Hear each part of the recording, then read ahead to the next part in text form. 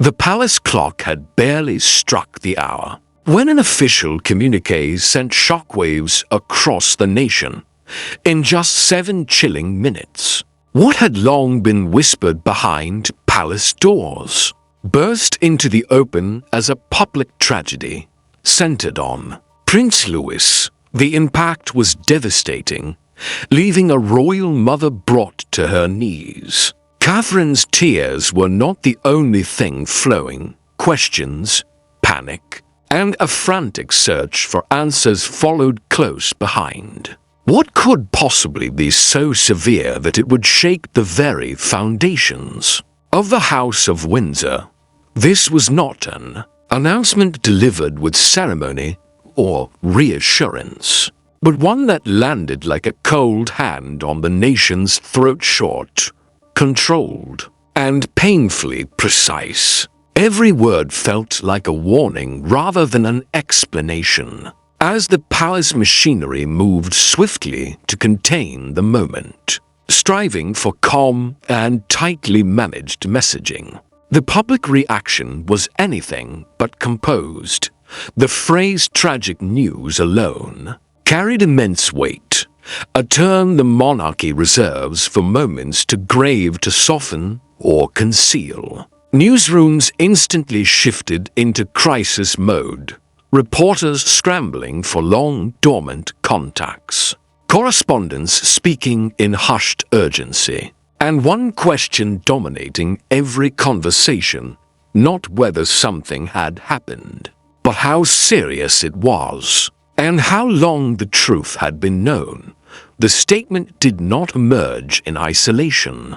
It collided with unsettling signs already noticed earlier that day. Hours before the announcement, Catherine was seen leaving Kensington Palace without her usual composed stride, her face marked not by fatigue, but by visible anguish. Most chilling of all, she was not surrounded by the familiar, steady presence of staff, a detail that only deepened the growing sense that something was profoundly wrong. The usual choreography was gone, the quiet perfection of royal routine slipping away, and for a woman trained to endure constant scrutiny with unwavering poise, the crack was so loud it felt like a scream. That was when the whispers began. Some claimed it was an illness, a sudden medical emergency that forced doctors into immediate action. Others insisted it was an accident, something that happened without warning, without time to prepare or control. The narrative, the most terrifying theory, however, was that this was not new at all, that it was something the palace had been struggling to contain for a long time until it finally broke free. The monarchy does not confirm tragic news unless it has no other choice. It has survived scandals, betrayals, separations, and even national outrage, often wrapping everything in silence. So when it speaks this way, it signals that the truth is already leaking through staff, insiders, and private panic that no press release can fully erase. Across social media, the reactions spread like wildfire. "Pray for Louis" began trending faster than anyone expected, and people weren't just sharing sympathy, they were sharing fear. Parents and grandparents replayed old clips with new eyes, scrutinizing every smile and every quiet moment, searching for signs they might have missed. In the center of it all stood Catherine, not the future queen or the polished royal icon, but a mother facing something no title can shield her from. If this tragic news is what it seems, then her tears are not for the cameras, but for her child. And the palace knows the world is about to learn the truth. Behind the carefully worded statement lies a web of secrecy, and the real story begins. Far from the spotlight, In a hidden chapter of Louis's life, the monarchy fought desperately to keep buried. For years, Princess Catherine wore her signature smile like armor. But behind the radiant public image was a mother quietly battling a silent storm.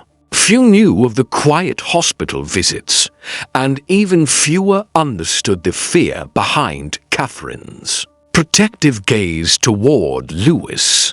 The truth of diagnosis kept under royal wraps until now revealed that what appeared on the surface as a normal, lively upbringing was quietly overshadowed by private concerns she never shared publicly. From Louis's earliest milestones, subtle signs had emerged: delays in speech, inconsistencies in motor coordination, and gentle nudges from royal nannies, politely suggesting further evaluation.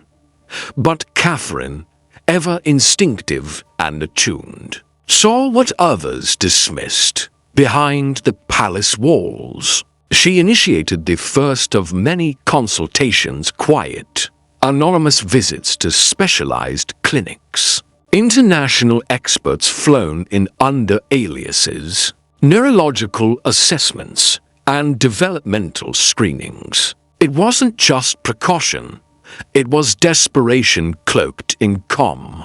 Yet Catherine refused to let anyone else take control. While tradition dictated that a network of royal aides manage every medical and personal detail, she would not entrust Louis's care to protocol.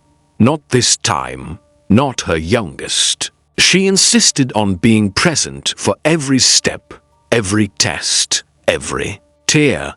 Her schedule shifted quietly, engagements subtly cancelled. Yet her signature smile never faltered. Those within her closest inner circle soon realized this was not an ordinary health concern. The questions were no longer about healing, they were about coping, managing, preparing, and, perhaps most disturbingly, facing a reality that no royal title could soften. Even Queen Elizabeth, in her final months, had been quietly made aware of the situation. Her reaction, a single phrase spoken with chilling gravity, was clear: protect the child, but protect the crown too. That message was more than a warning. It was a royal directive, placing Charles in the impossible position he had long dreaded, choosing between transparency and tradition. Within the walls of Kensington, the emotional toll on William and Catherine deepened. As Louis's condition became clearer in private, so did the divide over how to handle it. William, ever mindful of legacy, urged caution, while Catherine, driven by maternal instinct, demanded honesty, even if it meant scrutiny. Arguments grew frequent. Sharp words exchanged behind locked doors. Catherine accused William of fearing public weakness. William countered that she underestimated the fragility of the monarchy, and through it all, Louis remained blissfully unaware, innocent, smiling, laughing, living his childhood as if the storm swirling around him did not exist. The pressure cooker intensified with each passing month, yet the public saw nothing of the fractures. Catherine carried every engagement with practiced grace, guarding her son's secret with the precision of a sovereign and the love of a mother. Who knew the world might not be kind if the truth emerged? Hiding Louis's condition was not merely a matter of privacy, it was about preservation. Catherine believed with all her heart that her son deserved a normal life, one not defined by his diagnosis or dictated by royal obligations. She wanted no headlines, no whispers, just for Louis to be Louis. So a decision was made, a dangerous, royal decision to keep it hidden, maintain the illusion.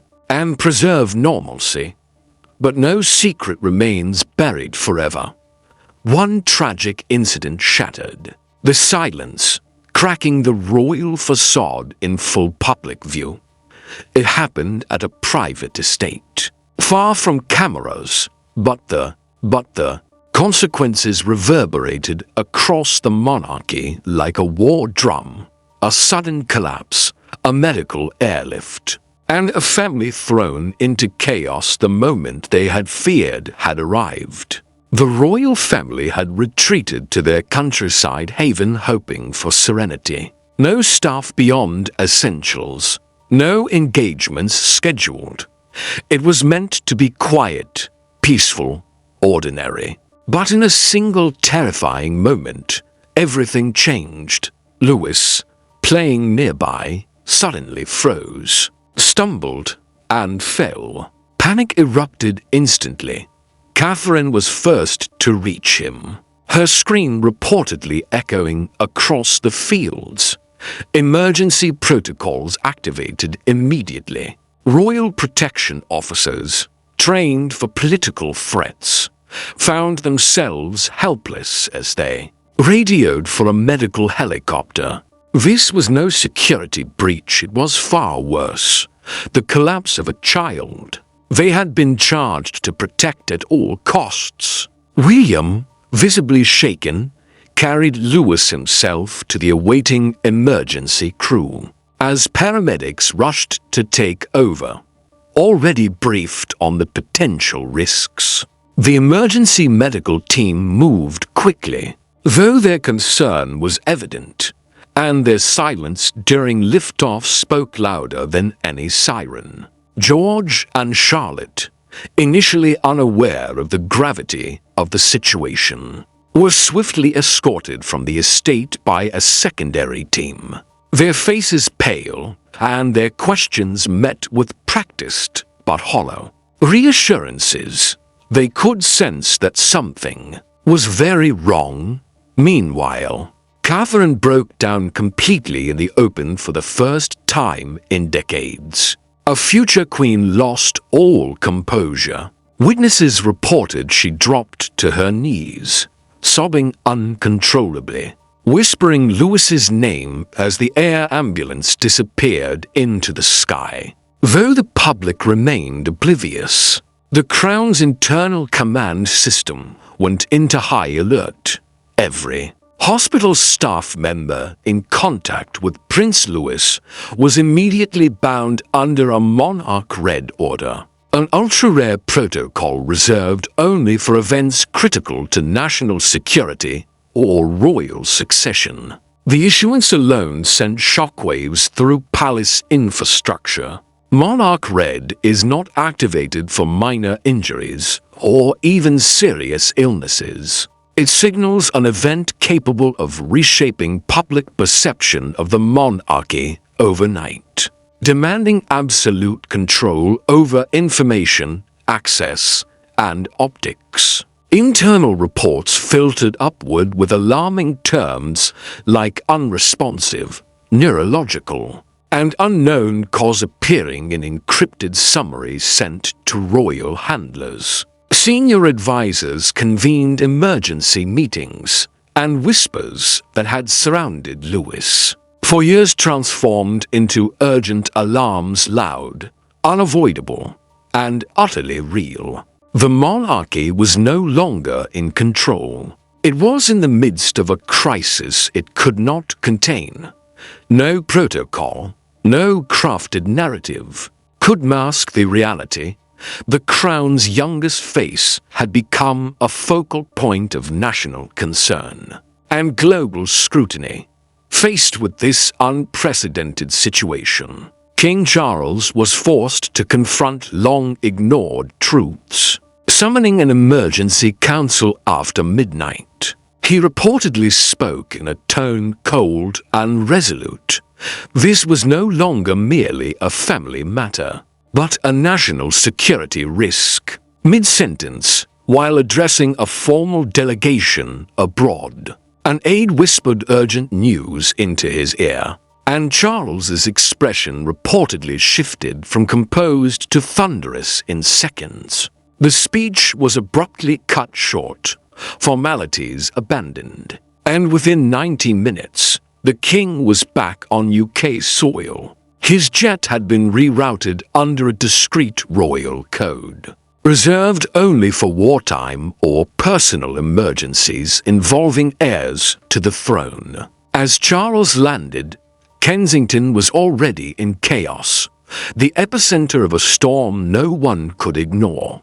Communications teams scrambled to control the narrative, but nothing was containing the fallout. Reporters had already camped outside hospitals, and the Monarch Red breach had triggered a full intelligence-level response.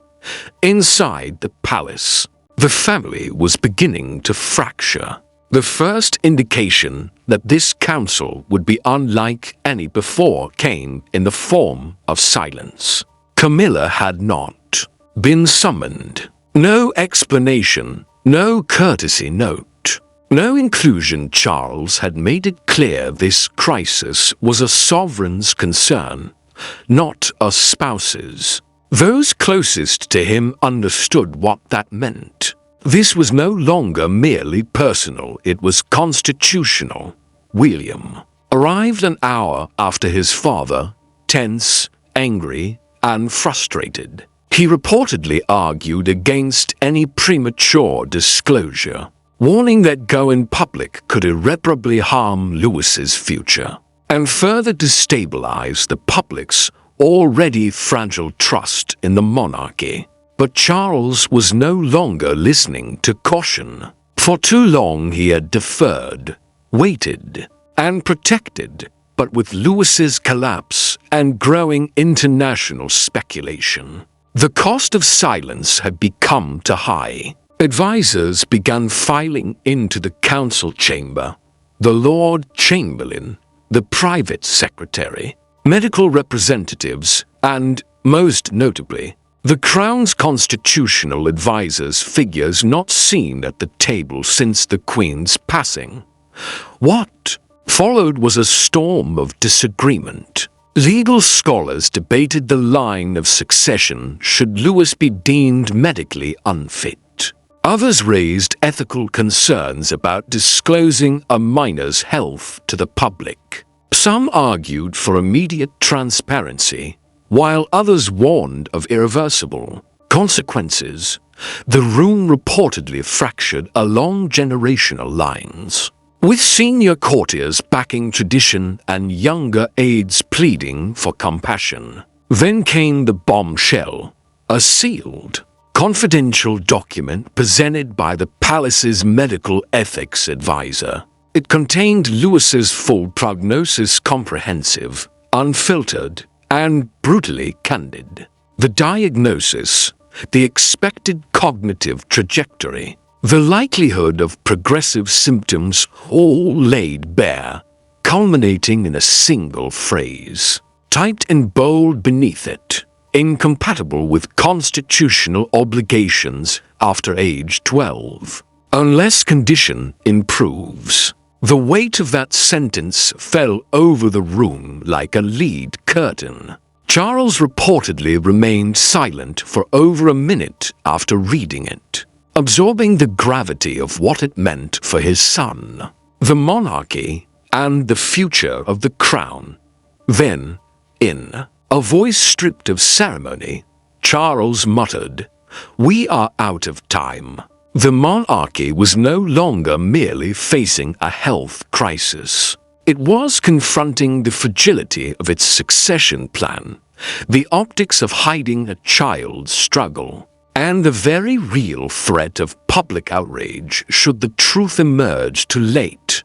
Charles stood, meeting the eyes of his advisors, and made it unmistakably clear. This time, they would not bury the truth. Whatever came next, they would confront it head-on. Meanwhile, Catherine faced a nightmare no mother could be prepared for. She had weathered countless royal storms with grace, but nothing could have readied her for this. as the royal physician, whispered the final prognosis.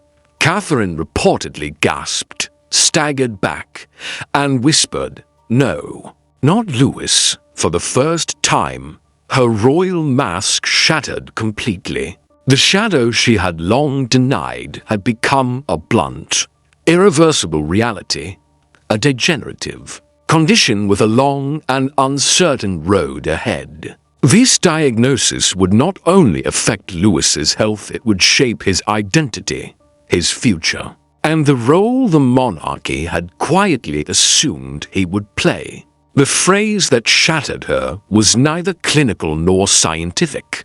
It was political. One attending specialist stated coldly, "His condition is incompatible with royal duties in the future."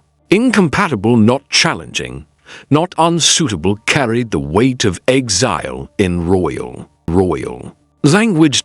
Catherine collapsed into tears. Inconsolable, not just for the fear that her son faced a life of uncertainty, but because she had failed to shield him from the very institution she now found herself trapped within.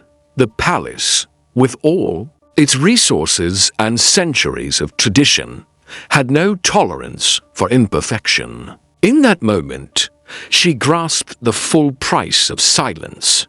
She refused to leave Louis's bedside.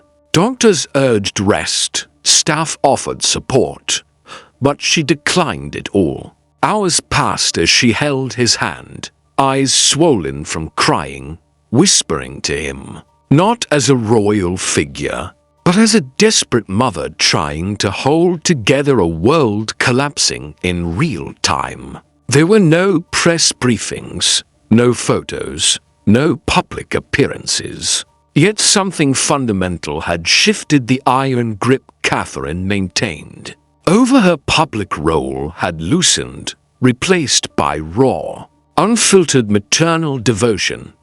Instinctively, Catherine's personal assistant reached out to her parents and to Pippa with urgent news. The message was chilling in its simplicity.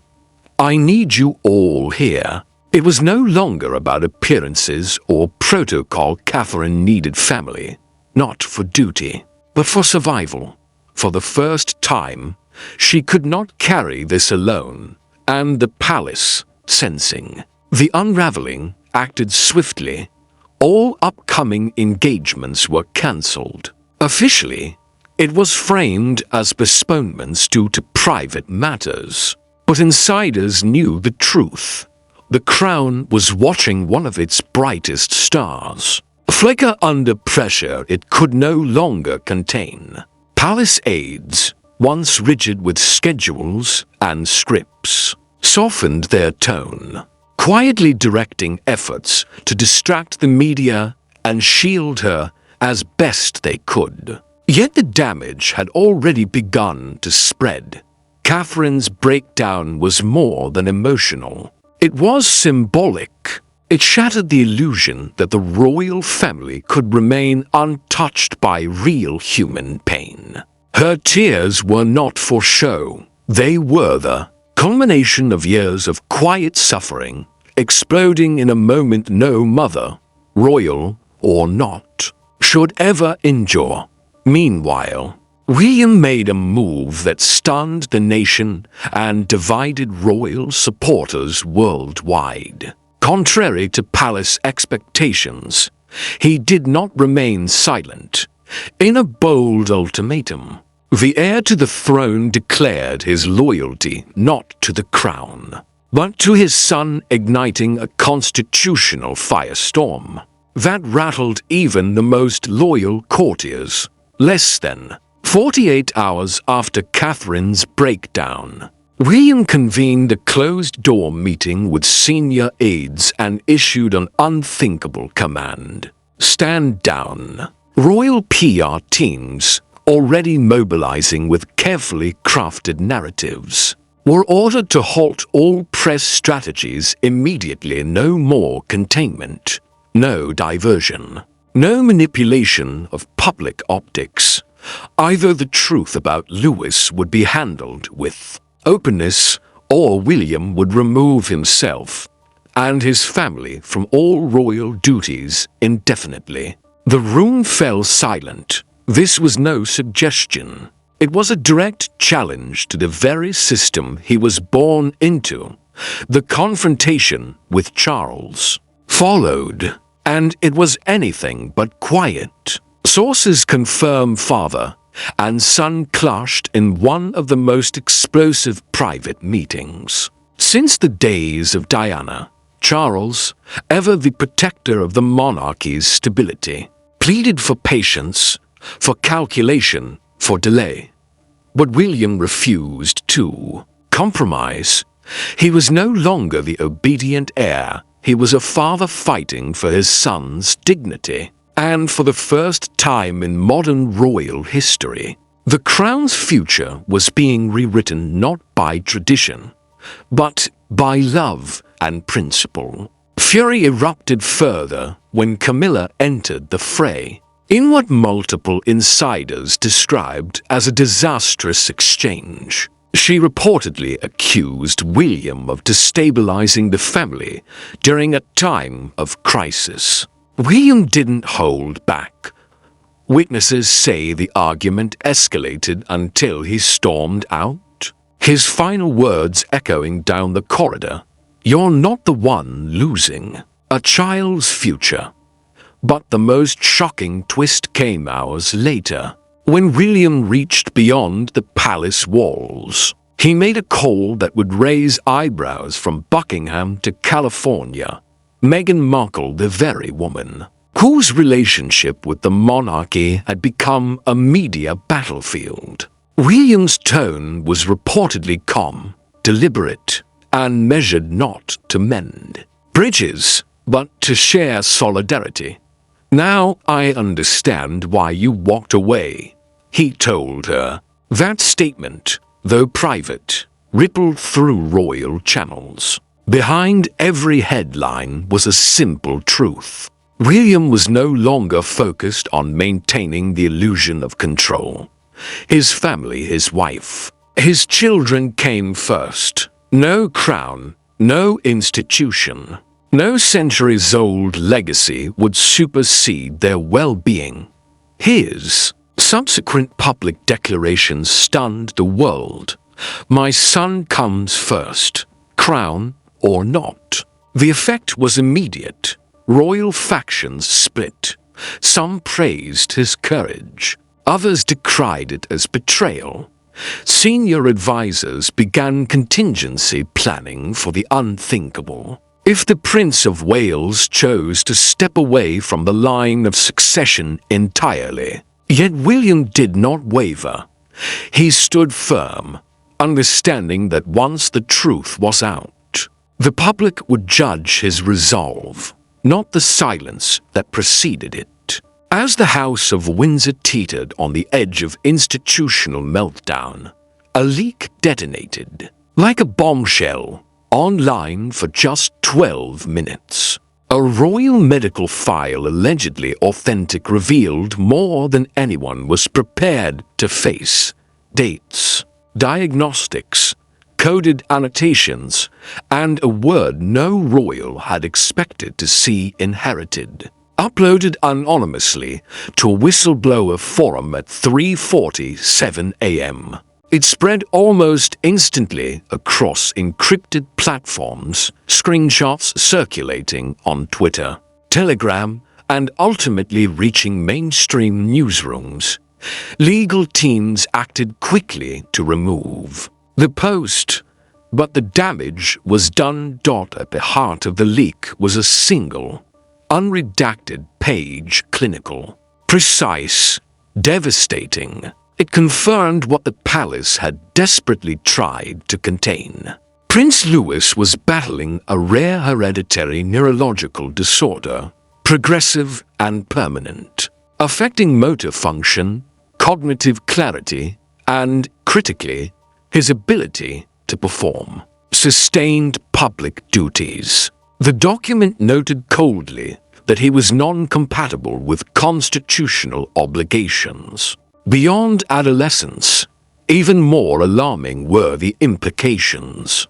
The file referenced the Elizabeth Protocol, a classified royal contingency planned from the late Queen's reign for scenarios where heirs faced long-term medical conditions, jeopardizing public trust or succession. No one outside the crown had ever seen it until now. Genetic markers revealed a dormant gene, potentially maternally inherited, raising whispers that Diana might unknowingly have carried it, a ghost from the past returning to haunt the House of Windsor.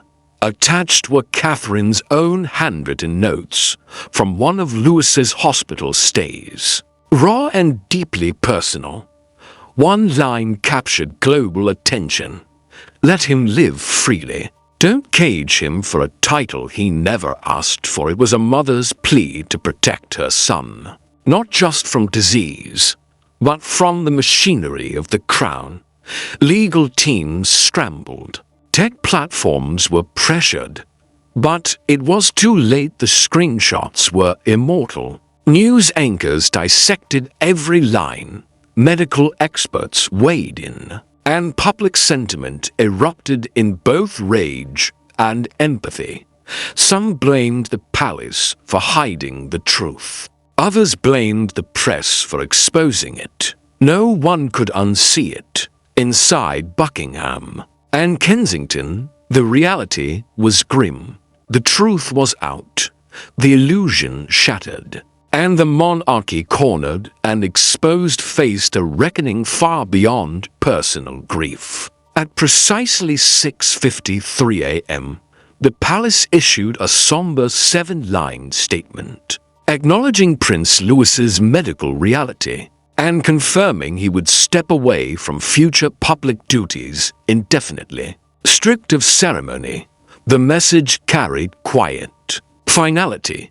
Louis would no longer be groomed for ceremonial life. His path would instead follow family, health, and healing. Remarkably personal for a royal communique, it cited a deep familial commitment to privacy and healing, marking an emotional shift in the palace's approach. William and Catherine were named not by title, but as parents, confirming they too would step back from public life to focus on family, a clear signal that this was not temporary, but transformative.